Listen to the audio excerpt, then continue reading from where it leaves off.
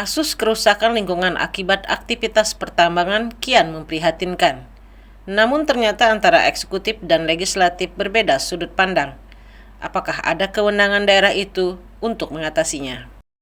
Para wakil rakyat di DPRD Kaltim semakin kencang menyuarakan kasus-kasus kerusakan jalan yang diakibatkan aktivitas pertambangan, terutama tambang batubara yang sebagian diantaranya diduga berlangsung ilegal. Suara para wakil rakyat menginginkan pemerintah bertindak tegas, terutama terhadap penggunaan jalan-jalan umum oleh kendaraan berat, termasuk juga terhadap penambangan batubara secara liar. Tidak hanya kepada pemerintah, tapi juga meminta kepolisian betul-betul menjalankan fungsinya, menertibkan penggunaan jalan umum maupun pertambangan ilegal. Hanya saja antara pemerintah Provinsi Kaltim dengan DPRD berbeda sudut pandang. Hal itu diketahui saat masalah tersebut ditanyakan kepada Wakil Gubernur Hadi Mulyadi dan Wakil Ketua DPRD Kaltim Muhammad Samsun. Terkait dengan kegiatan tambang ilegal yang menggunakan fasilitas negara ini, Pak, langkah-langkah apa yang dilakukan untuk mengantisipasi persoalan? Kalau penyampaian Pak Gubernur, karena Undang-Undang Nomor 3 2020 itu tidak mengatur pengawasan di daerah. Kita masuk ke area mereka, kita malah disalahkan karena ini izinnya di pusat. Nah, mereka merusak jalan negara juga milik pusat. Jadi ini harus diselesaikan oleh pemerintah pusat. Tapi kita tidak tinggal diam tentunya, kita akan koordinasi agar masyarakat tidak dirugikan kira-kira seperti itu. Sudah kita sampaikan, iya belum ada reaksi dari pusat. Apakah nanti akan buat pansus, Pak? Untuk yang tambang. Bagaimana kita buat pansus urusannya pusat? Ya, bukan bidang kita. Kita nggak ada kewenangan. Kalau mau sampaikan kepada anggota DPR RI di pusat supaya mereka mengambil tindakan.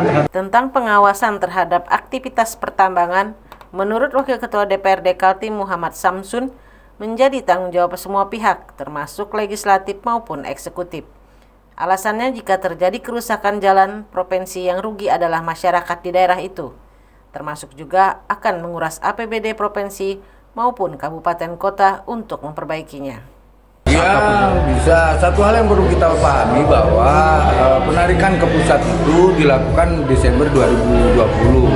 Sementara kerusakan lingkungan kita itu sudah berjalan lama. Ya. Artinya apa? Bisa jadi kemudian ditarik oleh ke pusat karena dianggap kita tidak mampu untuk kelola, kan gitu ya.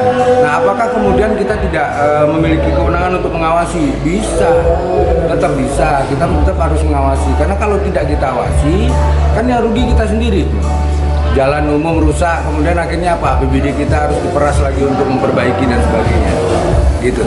Walaupun kewenangan perizinannya ya, sekali lagi perizinannya ditarik oleh pusat, tapi pengawasannya kita punya hak dan punya kewajiban melekat kita untuk mengawasi. Supaya apa? APBD nggak banyak menyerap ke sana terus. Ya, sudah ada perdanya, perda nomor 10 kan sudah ada. Udah jelas-jelas mengatakan itu. Tinggal pelaksanaan implementasi dari perda itu saja. Pemerintah daerah punya perangkat yang lengkap, ada Forkompinda, ada kepolisian, ada kejaksaan, ya, ada pengadilan. Ya, kalau nggak bisa sendiri ya bersama-sama Forkompinda untuk menindak atau mengambil keputusan bersama. Tim Kaltim TV Hardin melaporkan.